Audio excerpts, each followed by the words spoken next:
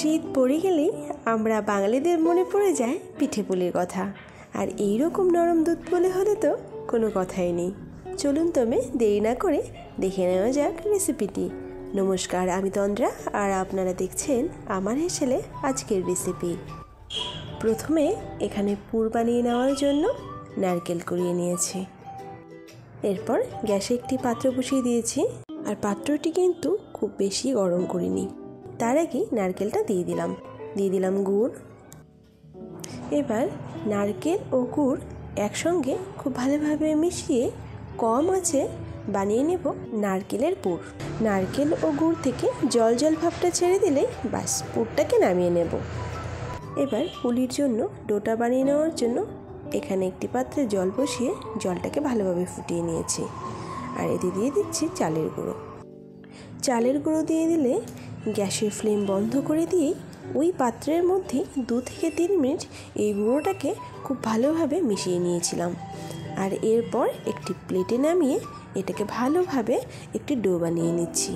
আর এটা কিন্তু একদম গরম অবস্থাতেই আমি ডোটি বানাবো। যদি আপনাদের অসুবিধা হয় তাহলে অন্য একটি পাত্রে একটু ঠান্ডা জল নিয়ে নেবেন আর তাতেই হাতটা বারবার ভিজিয়ে নেবেন। খুব ভালোভাবে ঠেসে ঠেসেই কিন্তু ডোটা আমি বানিয়ে নিচ্ছি। দুধ পুলির জন্য ডোটা কিন্তু একদম তৈরি। খেয়াল রাখবেন ডোটা মাখার সময় ডোটা যেন টাইট না হয়ে যায়, নয়তো পুলিগুলো শক্ত হয়ে যাবে। যদি টাইট মনে হয় তাহলে একটু একটু গরম জল দিয়ে নরম করে নেবেন। ডোটাকে একটু ঢেকে রেখে আমি একটি পাত্রে দুধ বসিয়ে দিচ্ছি জাল হওয়ার জন্য। আর তাতে দিয়ে দিলাম একটা তেজপাতা আর এর সঙ্গে গোটা কয়েক এলাচ। দুধটা জাল হতে হতে পুলিগুলোকে তৈরি করে নিচ্ছি। লেচি কেটে ছোট একটি বলের মতন বানিয়ে নিয়ে এবার এটাকে একটি বাটির শেপে দিয়ে দিচ্ছি। এখানে বলে নিচ্ছি আমি একটু বড় বড় বানাচ্ছি। যদি আপনারা চান ছোট ছোট পুলি বানাতে তাহলে বলগুলোকে একটু ছোট ছোট শেপে বানিয়ে নেবেন। দেখুন সুন্দর একটি বাটির মতো হয়ে গেছে। এবার এতে দিয়ে দিচ্ছি নারকেলের পুর।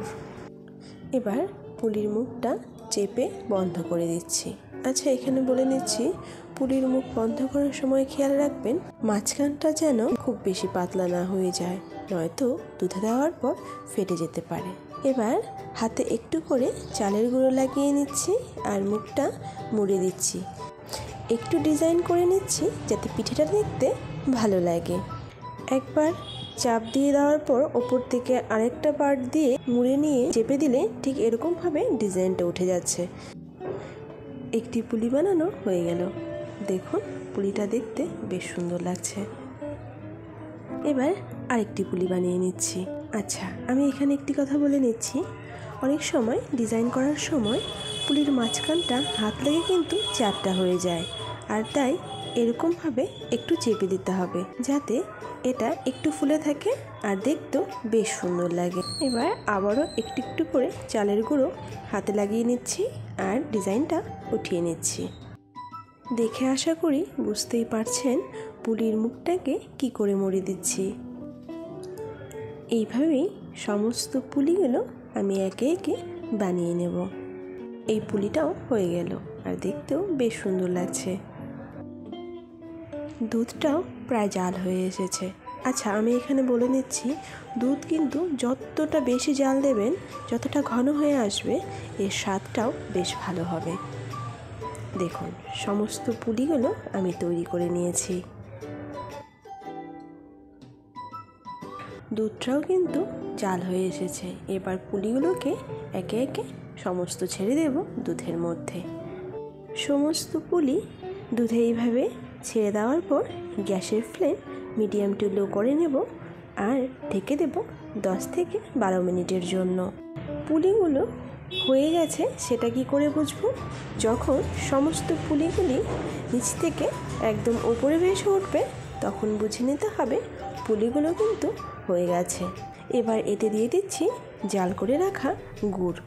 গুড়টাকেও একটু জাল করে নিয়েছিলাম যাতে দুধটা কেটে না যায়। খুব মিষ্টি আর একদম নরম দুধ পুলি, দেখতেও ভীষণ সুন্দর হয়েছে। রেসিপিটি যদি ভালো লেগে থাকে তাহলে অবশ্যই সঙ্গে থাকুন। দেখা হচ্ছে আবারও একটি নতুন রেসিপি নিয়ে।